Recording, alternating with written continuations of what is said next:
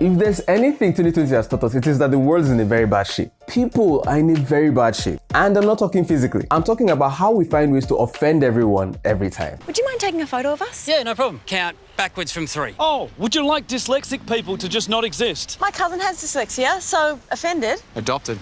Don't even know who my cousins are, so more offended. There are a lot of bad things going on around us. We constantly see them in the news and on social media, but sometimes we find it hard to keep track of all of them and care about them every day. In this video, we'll talk about this struggle and give you tips on how to handle yourself through it. If you prefer me to be your conscience for the rest of the year, click the like button and subscribe to my channel. Why lying for? Now subscribers are defined, I don't keep pressing.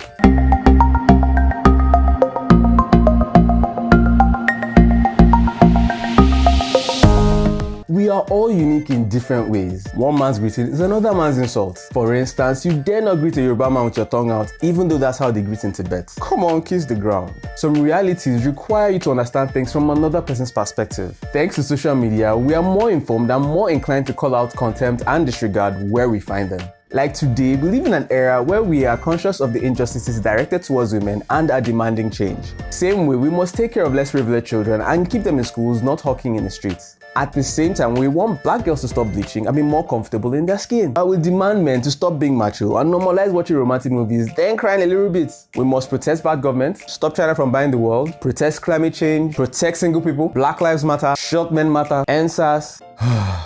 Problem no dey finish. Because we're now exposed to all these issues all the time, it feels like we have to care about all of them all the time. The negative cost of trying to do this is called compassion fatigue, which is just a fancy name for stress. I know most good people go through this from time to time. So here's how you deal with this. Stop caring. That's it. Stop caring about everything or everyone.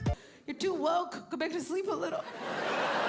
Even Jesus died to save the world, but I know he didn't lose sleep over the Pharisees. If you want to do more, care less. Don't feel bullied by people or social media to have a stance on everything. Take a backseat on some conversations. There are issues in the world that require all the attention they can get, but not all of them require your attention. Personally, I focused on reducing my water waste this year. Some will say it means I don't bath every day.